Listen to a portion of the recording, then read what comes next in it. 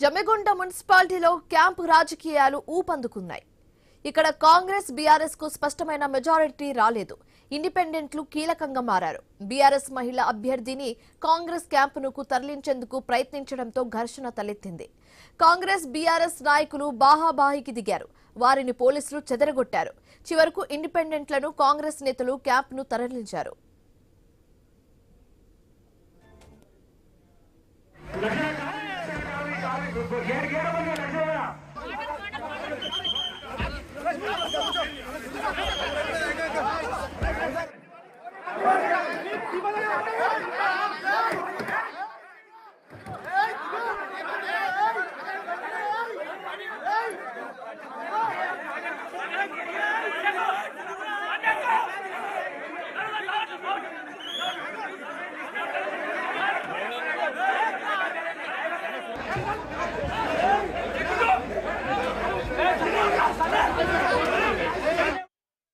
జమ్మిగుంట మున్సిపాలిటీలో క్యాంపు రాజకీయాలు ఊపందుకున్నాయి. ఇక్కడ కాంగ్రెస్ బీఆర్ఎస్ కు స్పష్టమైన మెజారిటీ రాలేదు. ఇండిపెండెంట్లు కీలకంగా మారారు.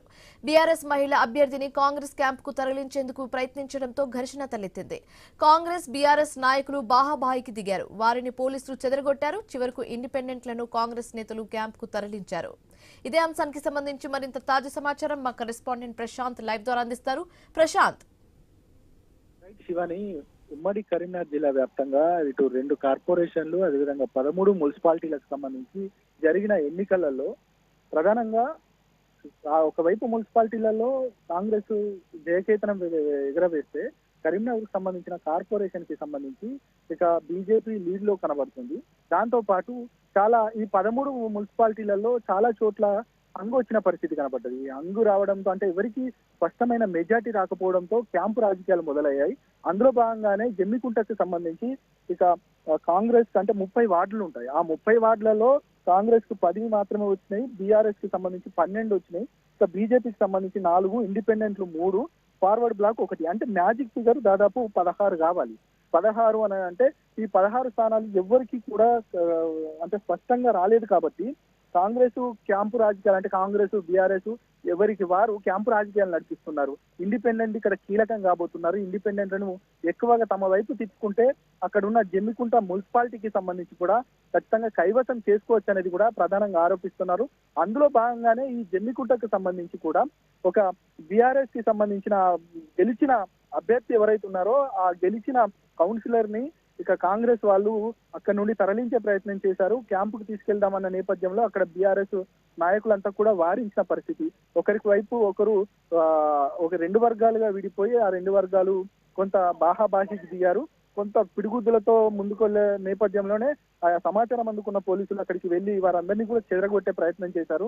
ఇక ఎక్కడికక్కడికి ఆ విషయం పైన అంటే సద్దుమనింది. కానీ ఇది ఇప్పటితోటే ఆగే పరిస్థితి కాదు. 16 వరకు ఈ యొక్క పూర్తి ఇటు మేయర్ కావచ్చు, అదేవిధంగా మున్సిపల్ చైర్మన్లను కూడా ఎన్నుకునే నేపథ్యం ఉంది. కాబట్టి ఈ 2 రోజులలో ఖచ్చితంగా ఎవరు చైర్మన్ కాబోతున్నారో ఆ చైర్మన్ కి సంబంధించి ఎవరు మద్దతు ఇస్తారు, ఎవరు ఏ రాత్రి అర్ధరాత్రి కిడ్నాప్ చేసి ఆ క్యాంపులో అడ్జేసుకుంటారు, ఎంతవరకు మద్యము అదే విధంగా పూర్తిగా డబ్బులు ఆశ చూపే పరిస్థితి ఉంటుంది. వీటన్నిటికీ సంబంధించి కూడా పెద్ద ఎత్తున చర్చ జరుగుతా ఉంది.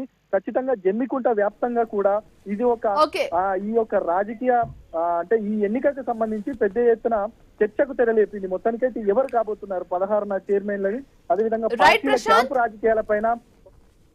Right, thanks for the updates Prashanth.